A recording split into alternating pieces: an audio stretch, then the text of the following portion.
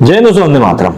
भारतीय cricket board की अगर हम बात करें तो वो इतना अमीर सिर्फ इसलिए है क्योंकि यहाँ के फैंस उनको इस कदर पसंद करते हैं कि क्या ही बताएं, और पैसा लौटाने में भी पीछे नहीं हटते। लेकिन जब फैंस पैसा लौटाते हैं तो कहीं ना कहीं वो एक्सपेक्टेशंस भी रखते हैं।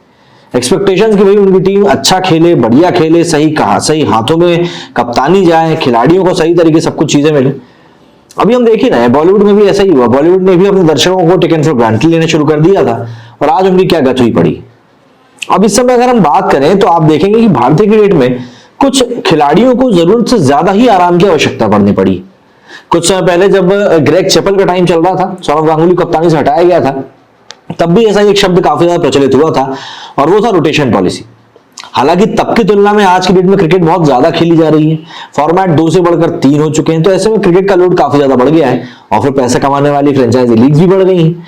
लेकिन यहां पर जो सवाल लोगों को खटकता है वो ये कि खिलाड़ी नेशनल ड्यूटी से बचने के लिए ब्रेक ले लेता है, बोलता है कि साहब मैं फला सीरीज नहीं खेल सकता, मैं फला सीरीज में आराम करना चाहता हूं। लेकिन कभी भी कोई भारतीय खिलाड़ी आखिर आईपीएल से ब्रेक क्यों नहीं लेता? हम इंग्लैंड के खिलाड़ियों को देखते हैं, ऑस्ट्रेलिया के खिलाड़ियों को देखते हैं, इवन मतलब न्यूजीलैंड के तक खिलाड़ियों को देखते हैं कि वो आईपीएल से ब्रेक लेते हैं बाकायदा, कि नहीं भाई इस टाइम पे इंटरनेशनल विंडो भी इतना ज्यादा बिजी नहीं रहती तो मैं ब्रेक लेना पसंद करूंगा। लेकिन भारतीय खिलाड़ी कभी आईपीएल से ब्रेक नहीं लेते। और ऐसे में अगर हम हालिया प्रदर्शन की बात करें तो वर्ल्ड कप की बात करें, उसमें घटिया खेले। न्यूजीलैंड की बात करें तो वो एक मैच जीत गए, वरना अच्छा खासी खेल रही थी वहां पर न्यूजीलैंड। पहले वनडे में दिखी गए 221 रनों की पार्टनरशिप मतलब कुछ मायने रखती।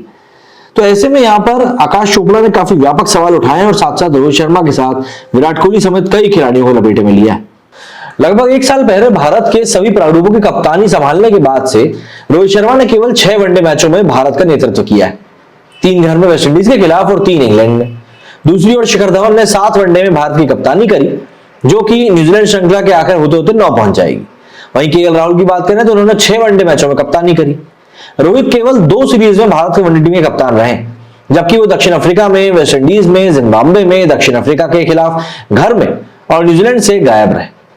रोहित इस साल के शुरुआती हिस्से में दक्षिण अफ्रीका के दौरे को छोड़कर जहां वे चोटिल हो गए थे, अन्य सभी श्रृंखलाओं में चयन के लिए उपलब्ध थे, लेकिन उन्हें आराम दिया गया था।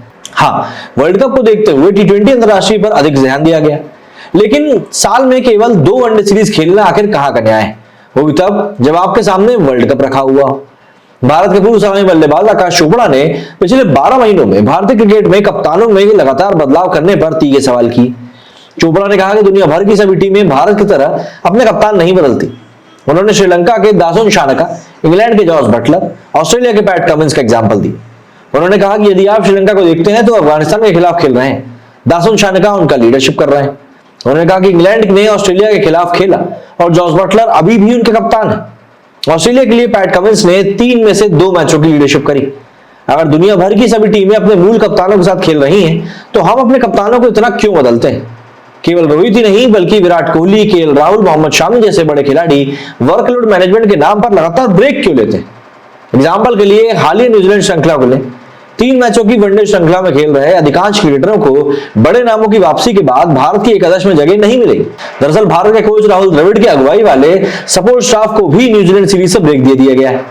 चोपड़ा ने कहा कि इससे टीम की निरंतरता को नुकसान पहुंचता है और खिलाड़ी जमते नहीं। उन्होंने कहा कि कप्तान एक टीम के निर्माण के लिए जिम्मेदार होता है। वही कप्तान, वही कोच बहुत मदद करता है, क्योंकि जितना ज्यादा टाइम आप टीम के साथ बिताते हैं उतना ही आप प्रत्येक व्यक्ति को बेहतर तरीके से जान पाते हैं। यदि लगातार वेस्टइंडीज में हो, जिम्बाब्वे, अब न्यूजीलैंड में आपके कप्तान उपलब्ध नहीं है तो समस्या है।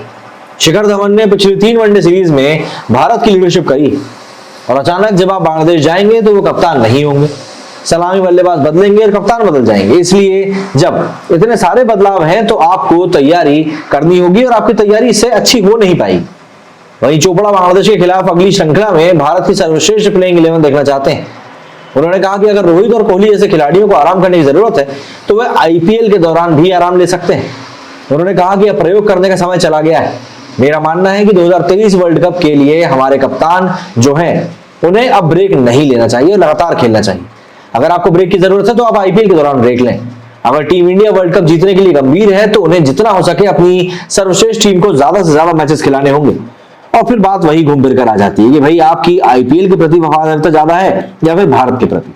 क्योंकि सीरियसली अगर अगले साल आपको वर्ल्ड कप खेलना है तो कहीं ना कहीं आपको तो उस तरीके से अपने आप को शो भी तो करना पड़ेगा। मेरी वीडियो फिलहाल इतना ही। जय हिंद, जय भारत।